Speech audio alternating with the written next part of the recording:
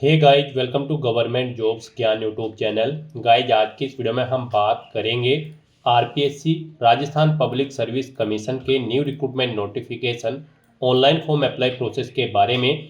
जी हाँ दोस्तों, Rajasthan public service commission ने यहाँ पर स्कूल लेक्चरर के 3,225 खाली पदों को भरने के लिए नोटिफिकेशन रिलीज कर दिया है। कैसे आप इस भर्ती में पार्टिसिपेट करने के लिए अपने फॉर्म अप्लाई कर सकते हो बिना कोई मिस्टेक किए हुए, इसकी पूरी जानकारी हम आपको step by step one time registration से लेकर प्रिंट तक इस वीडियो में देंगे। बस आपको इस वीडियो को स्किप के बिना शुरू से लेकर एंड तक देखना है। उसके बाद वीडियो पसंद आए तो इसे लाइक और शेयर कर दें। चैनल पर नए हो तो इसे सब्सक्राइब कर लें। साथ ही साथ आपको फॉर्म अप्लाई करते हुए जो भी प्रॉब्लम फेस हो रही है उन सभी का हल आपको इस वीडियो में मिल जाएगा। तो बिना कोई वक्त गंवाए चलिए शुरू करते हैं। आपको इस वीडियो की डिस्क्रिप्शन बॉक्स में हमारी वेबसाइट IND-sarkari-naukri.in के इस पेज का लिंक मिल जाएगा। यहाँ पर आपको इस भर्ती के रिगार्डिंग सभी डिटेल्स प्रोवाइड करा दी गई है। राजस्थान पब्लिक सर्विस कमीशन ने स्कूल लेक्चरर के 3,225 खाली पदों को भरने के लिए नोटिफिकेशन रिलीज कर दिया है। आप 14 अगस्त 2025 से 12 सितंबर 2025 तक अपने फॉर्म अप्लाई कर सकते हो। 21 से 40 साल आपकी आयु सीमा रखी गई है। यहाँ पर कैंडिडेट के पास पोस्ट ग्रेजुएट डिग्री होनी चाहिए, प्लस डिग्री या फिर डिप्लोमा होना चाहिए एजुकेशन में रिलीवेंट सब्जेक्ट के अंतर्गत। यहाँ पर आप ऑल इंडिया से ऑनलाइन मोड में अप्लाई कर सकते हो। उसके लिए आपको इस पेज को नीचे स्क्रॉल डाउन करते हुए इंपॉर्टेंट लिंक सेक्शन में आना है। ऑफिशियल नोटिफिकेशन पीडीएफ लिंक पर क्लिक करके इस भर्ती के नोटिफिकेशन को ओपन कर लेना है और इसमें से आपको पूरी डिटेल रीड कर लेनी है। जैसे कि क्या पोस्ट का नाम है, कितनी उसके लिए नंबर ऑफ वैकेंसीज है, कौन से सब्जेक्ट के टीचर के लिए कितनी वैकेंसीज है, कैसे आप अप्लाई कर सकते हो, कब से कब तक अप्लाई कर सकते हो, क्या आपका एलिजिबिलिटी क्राइटेरिया यहाँ पर होना चाहिए, पूरी जानकारी आपको इस नोटिफिकेशन में दे दी गई है। आप सभी डिटेल्स यहाँ से रीड आउट करें, उसके बाद अपने फॉर्म अप्लाई कर लें। फॉर्म अप्लाई करने के लिए भी आपको हमारी वेबसाइट के इसी पेज पर ही अप्लाई ऑनलाइन का लिंक दिया गया है। जैसे ही आप इस लिंक पर क्लिक करेंगे तो आपके सामने यहाँ पर राजस्थान सिंगल साइन ऑन का ये ऑफिशियल पोर्टल ओपन होगा। इस पोर्टल के थ्रू आप अपने राजस्थान स्कूल लेक्चरर की इस भर्ती के लिए अप्लाई कर सकते हो। यहाँ पर गाइज, अगर आपने राजस्थान सिंगल साइन ऑन के पोर्टल पर पहले से रजिस्ट्रेशन कर रखा है तो यहाँ पर आकर आपको अपनी SSO ID या फिर यूजर नेम एंटर करना है, अपना पासवर्ड आपको एंटर करना है, ये कैप्चा कोड आपको यहाँ पर एंटर करना है और लॉगिन की इस बटन पर क्लिक करके आपको अपने डैशबोर्ड में लॉगिन कर लेना है और फिर वहां से आपको अपना फॉर्म अप्लाई करना है। और गाइज, अगर आप यहाँ पर राजस्थान सिंगल साइन ऑन के पोर्टल से किसी भी भर्ती के लिए फर्स्ट टाइम अप्लाई करने जा रहे हो तो सबसे पहले यहाँ पर आपको अपना रजिस्ट्रेशन करना होगा।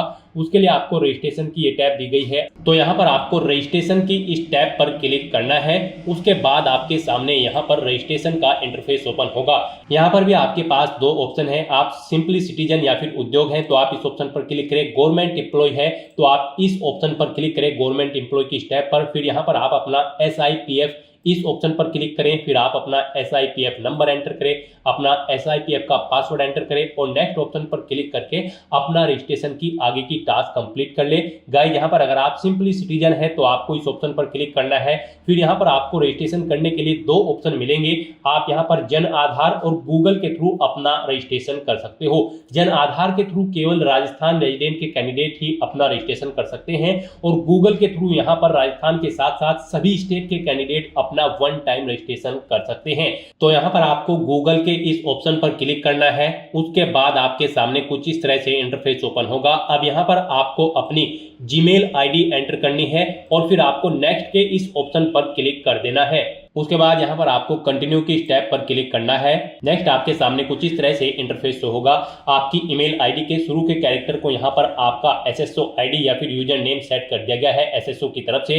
अगर इसमें आप चेंज करना चाहते हैं तो आप अपने अकॉर्डिंग ABCDXYZ कुछ भी आप इसमें चेंज कर सकते हो। और फिर यहाँ पर अगर ये ग्रीन कलर में है तो यानी कि ये यूजर नेम अवेलेबल है, और अगर ये रेड कलर में होगा और यहाँ पर क्रॉस का निशान होगा तो फिर ये अवेलेबल नहीं होगा। आपको उसमें कुछ चेंज करना होगा और अपने अकॉर्डिंग यहाँ पर आपको अपना यूजर नेम सेट कर लेना है। उसके बाद यहाँ पर आपको अपना पासवर्ड एंटर करना है।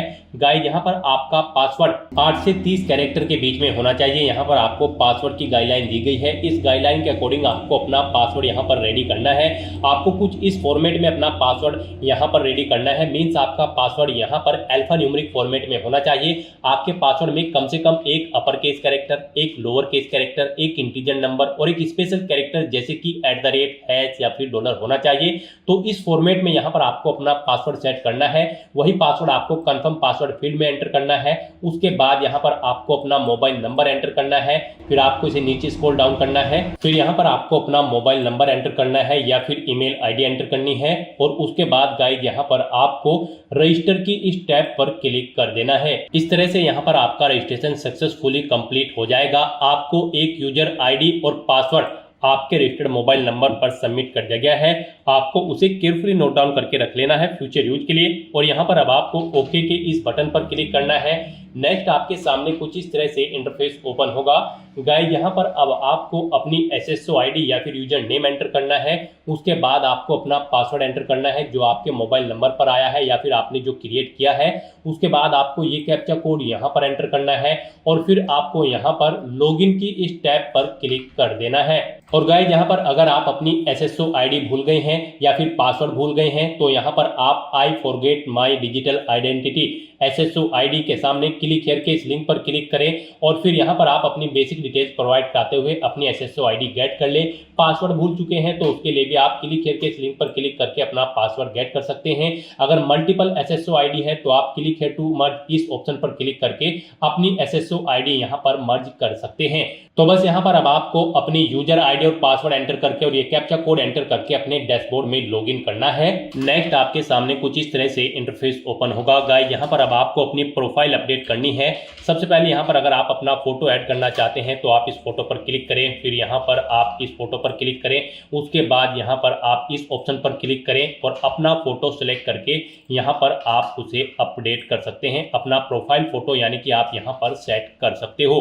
उसके बाद यहाँ पर आप अपना फर्स्ट नेम चेंज करना चाहते हैं तो इसे आप चेंज कर सकते हैं। लास्ट नेम चेंज करना चाहते हैं तो इसे आप चेंज कर सकते हैं। उसके बाद यहाँ पर आपका जो डिस्प्ले नेम, आपकी प्रोफाइल का जो डिस्प्ले नेम होगा वो यहाँ पर आप एंटर कर दें। इसे आप अपने अकॉर्डिंग यहाँ पर सेट कर सकते हैं। फिर यहाँ पर आपको अपनी डेट ऑफ बर्थ इस कैलेंडर में से सिलेक्ट कर लेनी है। उसके बाद यहाँ पर आपको अपना जेंडर सिलेक्ट करना है, आप मेल हो, फीमेल हो या फिर ट्रांसजेंडर या फिर अदर। उसके बाद यहाँ पर आपको अपना मोबाइल नंबर एंटर करना है। यहाँ पर आप इस ऑप्शन पर क्लिक करें, अपना मोबाइल नंबर एंटर करें और फिर आप सेंड OTP ऑप्शन पर क्लिक करें। उसके बाद आपके रजिस्टर्ड मोबाइल नंबर पर एक OTP जाएगा। वो OTP आपको यहाँ पर वेरीफाई करना है। तो यहाँ पर आपको अपना OTP एंटर करना है जो आपके मोबाइल नंबर पर आया है और उसके बाद आपको यहाँ पर वैलिडेट OTP के इस ऑप्शन पर क्लिक करके अपना मोबाइल नंबर यहाँ पर वेरीफाई कर लेना है। फिर यहाँ पर अगर आपके पास कोई लैंडलाइन नंबर है तो आप एंटर कर सकते हैं, नहीं है तो आप इस कॉलम को खाली छोड़ दें। फिर यहाँ पर आपको अपना एड्रेस एंटर करना है। उसके बाद आपको अपना पोस्टल कोड देना है, अपनी सिटी या फिर डिस्ट्रिक्ट यहाँ पर आप एंटर करें। और गाइस यहाँ पर उसके बाद आप अपना स्टेट सिलेक्ट कर लें, जिस स्टेट से आप बिलोंग करते हैं। उसके बाद अगर आप राजस्थान स्टेट के कैंडिडेट हैं तो आप अपनी जन आधार आईडी या फिर इनरोलमेंट आईडी यहाँ पर एंटर करें। आप इस ऑप्शन पर क्लिक करें, अपनी जन आधार आईडी या फिर इनरोलमेंट आईडी यहाँ पर एंटर करें और फैच मेंबर्स ऑप्शन पर क्लिक करके अपनी डिटेल यहाँ पर फैच कर ले। फिर यहाँ पर अगर आप राजस्थान स्टेट के कैंडिडेट हैं तो यहाँ पर आपको अपना संस्था आधार नंबर एंटर करना है। आप इस ऑप्शन पर क्लिक करें, अपना संस्था आधार नंबर एंटर करें, सेंड OTP ऑप्शन पर क्लिक करें। आपके मोबाइल नंबर पर एक OTP आएगा जो आपके संस्था आधार नंबर से लिंक है। वो OTP आप यहाँ पर एंटर करके उसे वेरीफाई कर ले। और उसके बाद गाइस यहाँ पर आप अपडेट के इस बटन पर क्लिक करके अपनी प्रोफाइल की सभी डिटेल्स यहाँ पर अपडेट कर दें। इस तरह से यहाँ पर आपकी SSO की जो प्रोफाइल है वो सक्सेसफुली अपडेट हो चुकी है। अब यहाँ पर आप ओके के बटन पर क्लिक करें। नेक्स्ट आपके सामने यहाँ पर कुछ इस तरह से इंटरफेस ओपन होगा। अब यहाँ पर आपको रिक्रूटमेंट पोर्टल सर्च करना है। आप Ctrl F यहाँ पर प्रेस करें, REC एंटर करें। उसके बाद यहाँ पर आपको रिक्रूटमेंट पोर्टल का ये ऑप्शन मिलेगा, आप इस लिंक पर क्लिक कर दें। नेक्स्ट आपके सामने कुछ इस तरह से इंटरफेस ओपन होगा। अब यहाँ पर आने के बाद आपको वन टाइम रजिस्ट्रेशन के इस लिंक पर क्लिक करना है।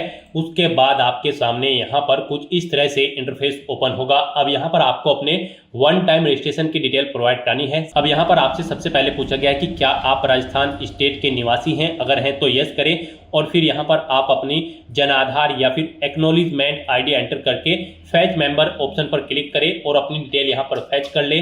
और अगर आप राजस्थान के निवासी नहीं हैं तो यहाँ पर आपको नो ऑप्शन सेलेक्ट करना है। उसके बाद यहाँ पर आपको अपना आधार नंबर एंटर करना है और फिर यहाँ पर आपको एग्री की स्टेप पर क्लिक कर देना है। उसके बाद यहाँ पर आपके सामने कुछ इस तरह से पॉपअप शो होगा। यहाँ पर आपसे पूछा गया है कि क्या आप राज्य भर्ती पोर्टल को एक बार पंजीकरण यानी कि OTR के लिए मेरे आधार विवरण, नाम, पिता का नाम, लिंग और जन्म दिनांक का उपयोग करने की अनुमति प्रदान करते हो या फिर करती हो। तो आपको इस चेकबॉक्स को ओके करना है और फिर आपको सेंड OTP के इस ऑप्शन पर क्लिक कर देना है। फिर आपके सामने कुछ इस तरह से इंटरफेस ओपन होगा। अब यहाँ पर आपको अपना आधार वेरीफाई करना है। उसके लिए आपको यहाँ पर इस चेकबॉक्स को ओके करना है और फिर आपको OTP भेजें इस ऑप्शन पर क्लिक कर देना है। उसके बाद यहाँ पर आपके रजिस्टर्ड मोबाइल नंबर पर एक OTP आएगा। उस मोबाइल नंबर पर जिससे आपका आधार लिंक है वो OTP आप यहाँ पर एंटर करें और फिर आप प्रमाणीकरण करें इस ऑप्शन पर आप क्लिक कर दें। इस तरह से यहाँ पर आपका आधार वेरीफाई हो जाएगा और आपकी जो डिटेल्स है वो यहाँ पर आपके आधार से फैच करके फिल कर दी गई है, जैसे कि आपका नाम, आपका जेंडर, आपके फादर का नाम, आपकी डेट ऑफ बर्थ। अब यहाँ पर आपको अपना मोबाइल नंबर एंटर करना है और फिर यहाँ पर आपको gate email from SSO profile इस ऑप्शन पर क्लिक करके अपनी ईमेल ID को यहाँ पर फैच कर लेना है। जो आपने रजिस्ट्रेशन टाइम पर अपनी ईमेल ID एंटर की थी वो यहाँ पर फैच होके आ जाएगी। फिर यहाँ पर आपको वेरीफाई OTR आपको इस ऑप्शन पर क्लिक कर देना है। फिर यहाँ पर आपको आपकी डिटेल शो कर दी जाएगी। आपकी डिटेल अगर ओके है तो यहाँ पर अब आप फाइनल सबमिट के इस ऑप्शन पर क्लिक कर दें। उसके बाद आपके रजिस्टर्ड मोबाइल नंबर पर एक OTP आएगा, वो OTP आपको यहाँ पर एंटर करना है और उसके बाद आपको यहाँ पर वेरीफाई OTP के इस ऑप्शन पर क्लिक कर देना है। इस तरह से यहाँ पर आपके वन टाइम रजिस्ट्रेशन की डिटेल सक्सेसफुली सेव हो जाएगी। आपको एक रजिस्ट्रेशन नंबर यहाँ पर प्रोवाइड कर दिया गया है, वन टाइम रजिस्ट्रेशन नंबर।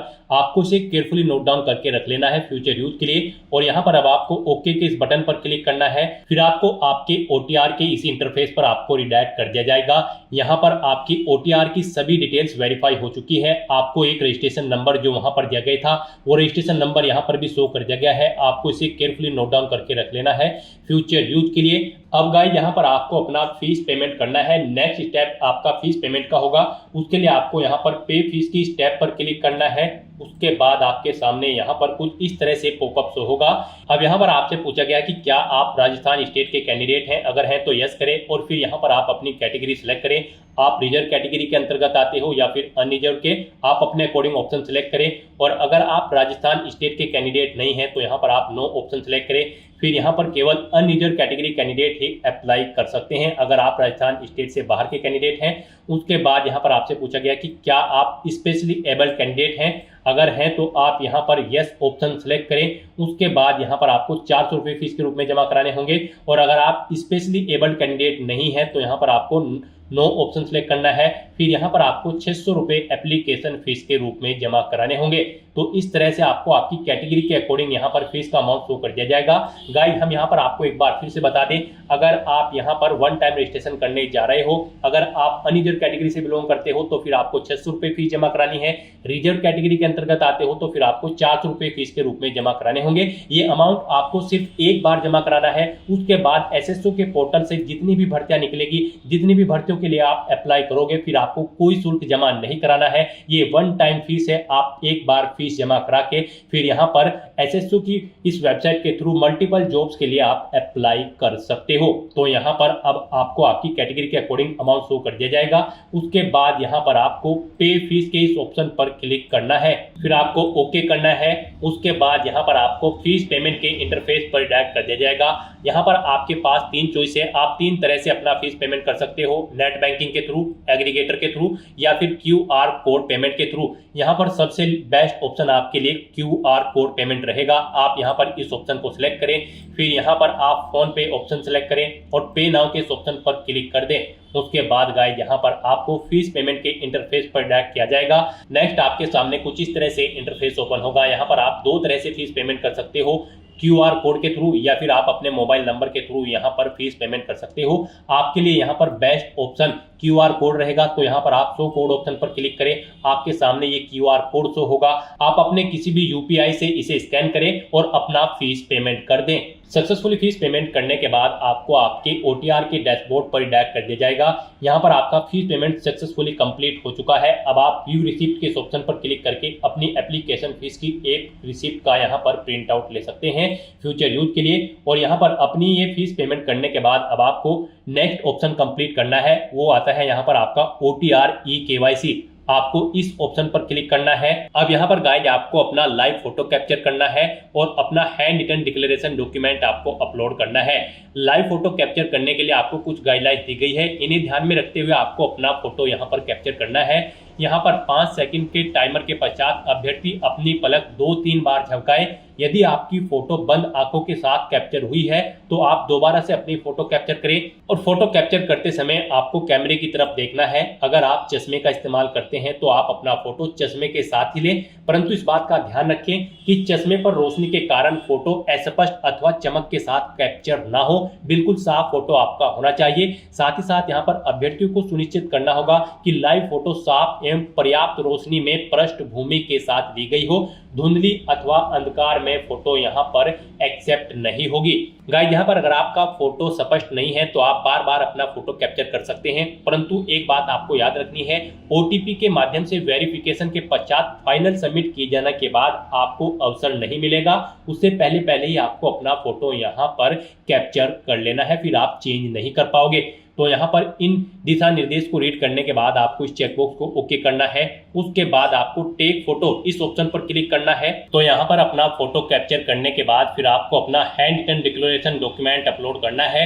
उसके लिए यहाँ पर आपको फॉर्मेट दिया गया है, आप सैंपल फाइल के इस लिंक पर क्लिक करें। नेक्स्ट आपके सामने यहाँ पर ये PDF ओपन हो जाएगी। गाइस यहाँ पर आपको इस PDF का एक हार्ड कॉपी प्रिंट आउट ले लेना है और उसके बाद आपको उस हार्ड कॉपी प्रिंट आउट पर अपना नाम मेंशन करना है, अपने फादर का नाम मेंशन करना है, अपनी डेट ऑफ बर्थ देनी है, यहाँ पर आपको अपने हस्ताक्षर करने हैं और उसके बाद आपको ये कंप्लीट डाटा फिर यहाँ पर मेंशन कर देना है अपने हाथ से ब्लू इंक पेन से। और उसके बाद यहाँ पर आपको अपने सिग्नेचर कर देने हैं। फिर ऐसे ही आपको यहाँ पर इंग्लिश में भी अपनी राइटिंग देनी है। उसके लिए यहाँ पर आपको इंग्लिश का परफॉर्मा दिया गया है। यहाँ पर भी आने के बाद आपको फिर अपना नाम एंटर करना है इंग्लिश में, अपने फादर का नाम एंटर करना है इंग्लिश में, अपनी डेट ऑफ बर्थ देनी है और फिर यहाँ पर आपको अपने सिग्नेचर करने हैं। और उसके बाद आपको ये कंप्लीट डाटा फिर अपने हैंड से ब्लू इंक पेन से आपको फिर दोबारा से इंग्लिश में यहाँ पर राइट कर देना है।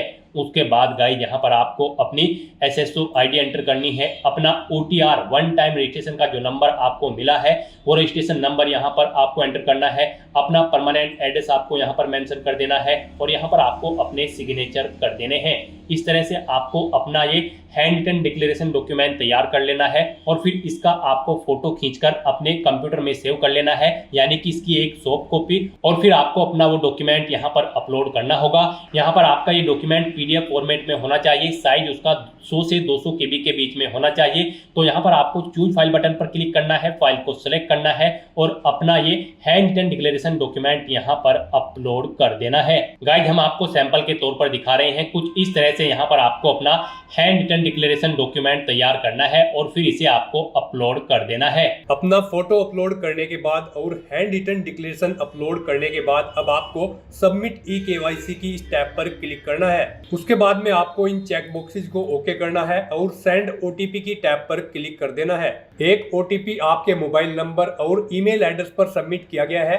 वो OTP आपको इस बॉक्स में एंटर करना होगा और फाइनल सबमिट की इस टैब पर क्लिक कर देना होगा।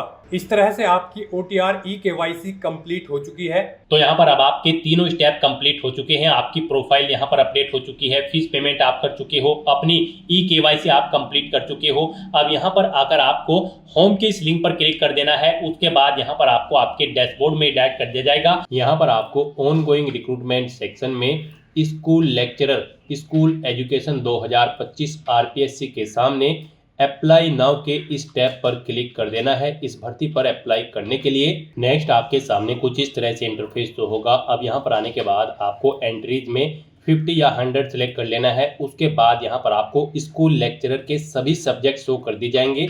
यहाँ पर आप स्कूल लेक्चरर की पोस्ट पर जिस भी सब्जेक्ट के अंतर्गत अप्लाई करना चाहते हैं आप अपनी चॉइस के अकॉर्डिंग यहाँ पर अप्लाई कर सकते हैं। यहाँ पर आप एक से ज़्यादा सब्जेक्ट के लिए भी अप्लाई कर सकते हैं। पहले आप एक सब्जेक्ट के लिए अप्लाई करें, फिर दोबारा से आप दूसरे सब्जेक्ट के लिए भी यहाँ पर आप अप्लाई कर सकते हैं। हम यहाँ पर आपको हिंदी सब्जेक्ट के लिए अप्लाई करके दिखा रहे हैं, बाकी सब सब्जेक्ट के लिए भी सेम ऐसे ही अप्लाई होगा। तो यहाँ पर आपको जिस भी सब्जेक्ट के लिए अप्लाई करना है उसकी टैब पर क्लिक कर देना है। उसके बाद आपके सामने यहाँ पर कुछ इस तरह से OTR डेटा रिव्यू का ये ऑप्शन शो होगा। यहाँ पर अगर आप अपने वन टाइम रजिस्ट्रेशन में अपडेट करना चाहते हैं तो आप अपडेट के इस ऑप्शन पर क्लिक करें और अपडेट कर लें। और अगर आपका OTR अपडेटेड है तो यहाँ पर बस अब आपको प्रोसीड के इस ऑप्शन पर क्लिक कर देना है। अब यहाँ पर आपका फॉर्म स्टार्ट हो चुका है। आपको यहाँ पर सबसे पहले अपनी बेसिक डिटेल्स प्रोवाइड करनी है, फिर पर्सनल डिटेल, फिर क्वालिफिकेशन और एक्सपीरियंस की, और उसके बाद यहाँ पर आपको अपनी बॉडी के आइडेंटिफिकेशन मार्क्स देते हुए यहाँ पर अपने फॉर्म का प्रीव्यू चेकआउट करते हुए उसे सबमिट कर देना है। तो यहाँ पर अब आपको अपनी बेसिक डिटेल में सबसे पहले अपनी मदर का नाम एंटर करना है। उसके बाद यहाँ पर आपको अपनी कैटेगरी सिलेक्ट करनी है, आप जिस कैटेगरी से बिलोंग करते हैं। तो यहाँ पर आपको अपनी चॉइस के अकॉर्डिंग अपनी कैटेगरी सिलेक्ट करनी है। फिर आपसे पूछा गया है कि क्या आप person with benchmark disability candidate हैं। अगर हैं तो आप अपनी डिसेबिलिटी सेलेक्ट करें, नहीं है तो आप नॉट एप्लीकेबल ऑप्शन सेलेक्ट कर लें। अगर आप यहाँ पर PWBD कैंडिडेट होंगे तो फिर आपको अपनी डिसेबिलिटी की सब कैटेगरी यहाँ पर सेलेक्ट करनी होगी। क्या आपको श्रुति लेखक की आवश्यकता पड़ेगी एग्जाम में, उसकी डिटेल आपको देनी होगी। उसका प्रबंध आप स्वयं से करेंगे या फिर डिपार्टमेंट को करना होगा, उसकी डिटेल आपको देनी होगी। फिर यहाँ पर आपको अपना मैरिटल स्टेटस सेलेक्ट करना है, आप मैरिड हो, अनमैरिड हो, डाइवोर्स हो या फिर विडोवर, आप अपने अकॉर्डिंग यहाँ पर ऑप्शन सेलेक्ट करेंगे। उसके बाद यहाँ पर ये ऑप्शन आपको यहाँ पर ऑटोमेटिकली फिर मिलेगा जो आपने OTR में फिल किया होगा। फिर यहाँ पर आपको बताना है अगर आप यहाँ पर मैरिड हो तो आपको अपनी जीवन साथी की मृत्यु की तिथि देनी है, अगर वो उनकी मृत्यु हो चुकी है। फिर यहाँ पर आपको अपने जीवन साथी का नाम देना होगा। अगर आप मैरिड होंगे, जीवन साथी के पिता का नाम यहाँ पर आपको देना होगा, शादी की तारीख देनी होगी, जीवित बालकों की संख्या यहाँ पर आपको देनी होगी। और अगर आपके जीवित बालिक नहीं है, आप अनमैरिड हो, तो यहाँ पर आपको इन सभी कॉलम्स में 000 एंटर कर देना है। उसके बाद यहाँ पर आपको आपका मोबाइल नंबर, ईमेल ID और आधार ID ऑटोमेटिकली फिर मिल जाएगी जो आपके OTR से फेच कर ली गई है। यहाँ पर अगर आप अपना व्हाट्सएप मोबाइल नंबर एंटर करना चाहते हो तो वो कर दे, पासपोर्ट नंबर देना चाहते हैं तो वो आप दे सकते हैं, जन आधार ID अगर आप देना चाहते हैं तो वो यहाँ पर आप दे सकते हैं। ये तीनों ऑप्शन यहाँ पर ऑप्शनल हैं, आप देना चाहें तो दे, नहीं देना चाहते हैं तो इन कॉलम्स को आप खाली छोड़ सकते हैं। फिर यहाँ पर आपसे पूछा गया है कि क्या आप राजस्थान के अनुसूचित क्षेत्र से संबंधित हैं। अगर आप राजस्थान स्टेट के कैंडिडेट होंगे तो यहाँ पर आपको ऑप्शन शो कर दिया जाएगा, और अगर आप राजस्थान स्टेट से बाहर के कैंडिडेट हैं तो फिर यहाँ पर आपको केवल नो ऑप्शन मिलेगा। उसके बाद यहाँ पर आपको अपना कोरोस्पोंडेंस एड्रेस एंटर कर देना है, और फिर गाइस आपको यहाँ पर नेक्स्ट के इस ऑप्शन पर क्लिक कर देना है। नेक्स्ट यहाँ पर आपको अपनी पर्सनल डिटेल देनी है। यहाँ पर आप अपनी नेशनलिटी सिलेक्ट करें, अपना होम स्टेट आप यहाँ पर सिलेक्ट करें। उसके बाद यहाँ पर आप अपना होम डिस्ट्रिक्ट सिलेक्ट करें। फिर यहाँ पर आप अपना ब्लॉक सिलेक्ट करें, तहसील सिलेक्ट करें, विलेज सिलेक्ट करें। उसके बाद यहाँ पर आपसे पूछा गया है कि क्या आप इंडिया से बाहर से सेटल्ड हुए हैं। अगर हुए हैं तो आप यस करेंगे, और किस देश से सेटल्ड हुए हैं वो देश यहाँ पर आप सिलेक्ट करेंगे। नहीं हुए हैं तो आप सिंपली नो ऑप्शन सिलेक्ट करेंगे। उसके बाद आपसे पूछा गया है कि क्या आप एक सर्विसमैन कैंडिडेट हैं। अगर हैं तो आप यस करेंगे, और फिर यहाँ पर आप अपनी सर्विस का स्टेटस देंगे, आप रिटायर्ड है या फिर आपने NOC ले रखी है, आप अपने अकॉर्डिंग ऑप्शन सिलेक्ट करें। रिटायर्ड अगर आप हैं तो आपको PPO नंबर देना होगा, रिटायरमेंट रिटायरमेंट की डेट सेलेक्ट करनी होगी। और अगर आप ई एक्स सर्विसमैन कैंडिडेट नहीं है तो यहाँ पर आपको नो ऑप्शन सेलेक्ट कर लेना है। उसके बाद आपको आगे की डिटेल नहीं देनी है। फिर आपसे पूछा गया कि क्या आप स्पोर्ट पर्सन हैं, अगर हैं तो आप यस करें और फिर स्पोर्ट का टाइप सेलेक्ट करें, आप नेशनल लेवल के खिलाड़ी हैं या फिर इंटरनेशनल, और उसकी डिटेल यहाँ पर आप प्रोवाइड करा दें। और अगर आप स्पोर्ट पर्सन नहीं हैं तो सिंपली यहाँ पर आप नो ऑप्शन सेलेक्ट करेंगे, फिर आपको आगे की डिटेल नहीं देनी होगी। फिर आपसे पूछा गया कि क्या आप यहाँ पर एनसीसी कैडेट इंस्ट्रक्टर है, अगर हैं तो आप यस करेंगे, कब से कब तक थे वो डेट आप सिलेक्ट करेंगे, नहीं है तो आप नो ऑप्शन सेलेक्ट करेंगे। क्या आप भूतपूर्व कैदी हैं, अगर हैं तो आप यस करेंगे, कब से कब तक थे वो डेट आप सिलेक्ट करेंगे, नहीं है आप कैदी तो आप सिंपली नो ऑप्शन सेलेक्ट करेंगे। फिर आपसे पूछा गया है कि क्या यहाँ पर आप मौजूदा सरकारी विभाग या फिर सार्वजनिक उपक्रम कर्मचारी है, अगर हैं तो आप यस करेंगे और फिर यहाँ पर आप सर्विस का नाम देंगे जिसमें आप कार्यरत थे। फिर यहाँ पर आपको सब कैटेगरी सिलेक्ट करनी होगी और फिर ऑर्गेनाइजेशन का नाम देना होगा। और यहाँ पर अगर आप मौजूदा सरकारी विभाग या फिर सार्वजनिक उपक्रम कर्मचारी नहीं है तो सिंपली यहाँ पर आप नो ऑप्शन सेलेक्ट करें, आगे की फिर डिटेल आपको नहीं देनी होगी। फिर आपसे पूछा गया है कि क्या आप यहाँ पर एडिशनल कैटेगरी के अंतर्गत आते हैं, इन कैटेगरीज में जैसे कि रिलीज इमरजेंसी कमीशन से हैं या फिर आप आर्मी पर्सनल कैंडिडेट हैं, अगर है तो आप इन ऑप्शन में से कोई भी ऑप्शन सेलेक्ट करें, नहीं है तो इनको ऐसे ही रहने दें। इस तरह से अपनी डिटेल प्रोवाइड करने के बाद फिर गाइस यहाँ पर आपको नेक्स्ट के इस ऑप्शन पर क्लिक कर देना है। नेक्स्ट यहाँ पर आपको अपनी एजुकेशनल क्वालिफिकेशन की डिटेल प्रोवाइड करनी है। गाइस यहाँ पर सबसे पहले आपको चेकबॉक्स को ओके करना है और फिर यहाँ पर आपको अपनी क्वालिफिकेशन की डिटेल प्रोवाइड करनी है। इसके लिए आप नोटिफिकेशन में से चेकआउट कर सकते हो कि किस पोस्ट पर अप्लाई करने के लिए यहाँ पर क्या आपकी क्वालिफिकेशन होनी चाहिए।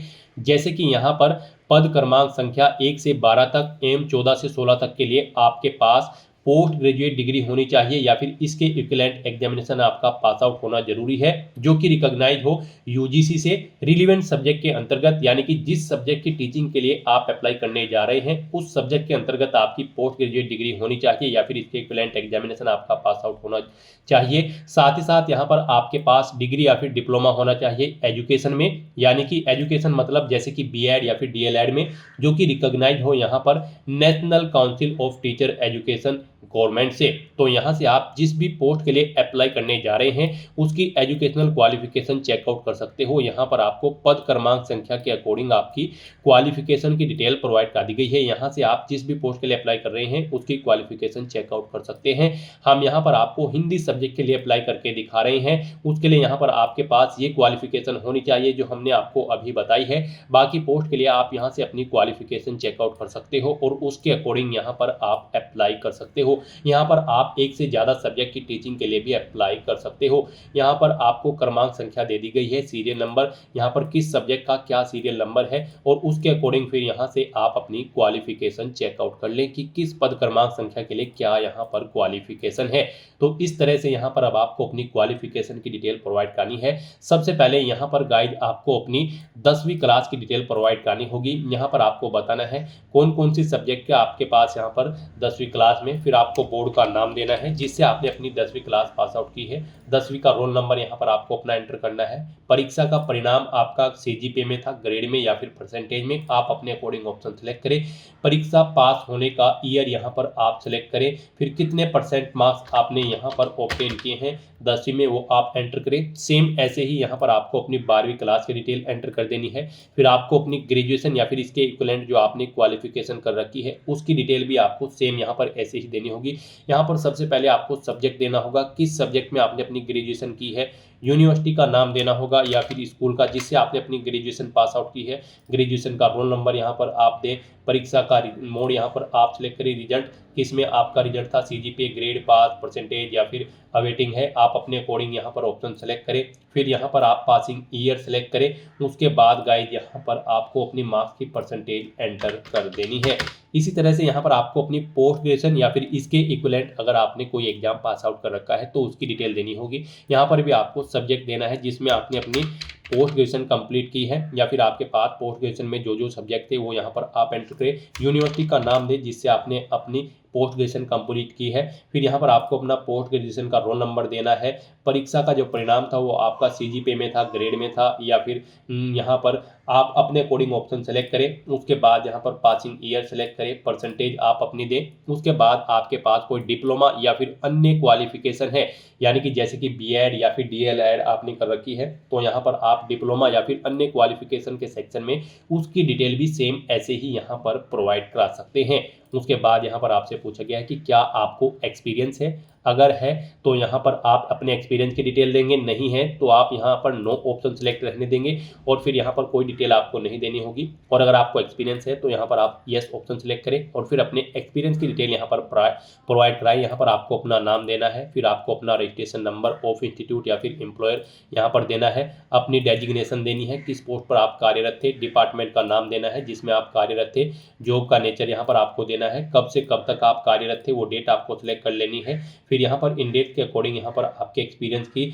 जो सर्विस की लेंथ है ईयर मंथ डेज में कैलकुलेट करके यहाँ पर आपको शो कर दी जाएगी। कितनी सैलरी आपको मिलती थी, वेतनमान यहाँ पर आप अपना एंटर करें, ग्रेड पे यहाँ पर आप अपनी एंटर करें और ऐड के इस ऑप्शन पर क्लिक करके आप अपने एक्सपीरियंस की डिटेल यहाँ पर आप ऐड कर दें। और अगर आपको एक से ज़्यादा जगह वर्किंग एक्सपीरियंस था तो फिर आप दोबारा से आप अपनी डिटेल यहाँ पर ऐड प्रोवाइड कराएं और ऐड के ऑप्शन पर क्लिक करके ऐड कर दें। इस तरह से अपनी एजुकेशनल क्वालिफिकेशन और एक्सपीरियंस की डिटेल प्रोवाइड करने के बाद फिर गाइज आपको यहाँ पर नेक्स्ट के इस ऑप्शन पर क्लिक कर देना है।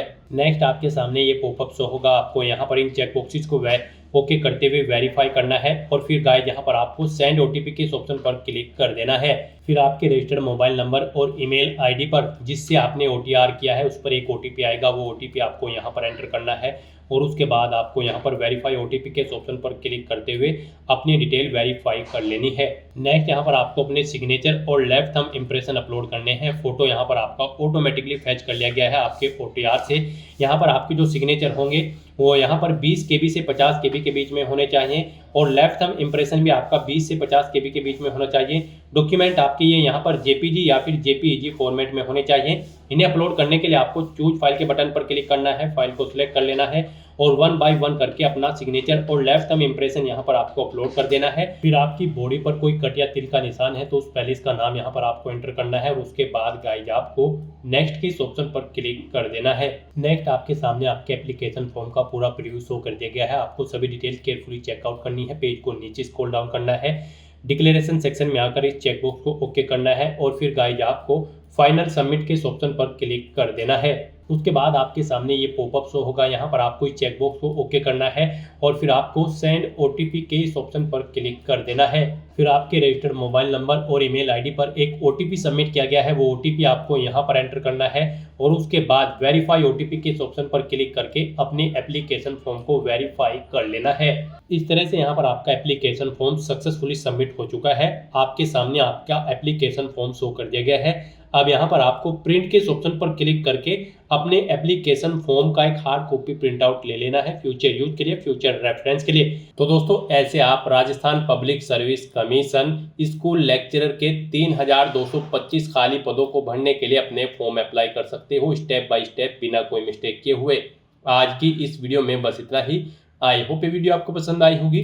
अगर पसंद आई हो तो इसे लाइक और शेयर करें, चैनल पर नए हो तो इसे सब्सक्राइब कर लें। Thanks for watching.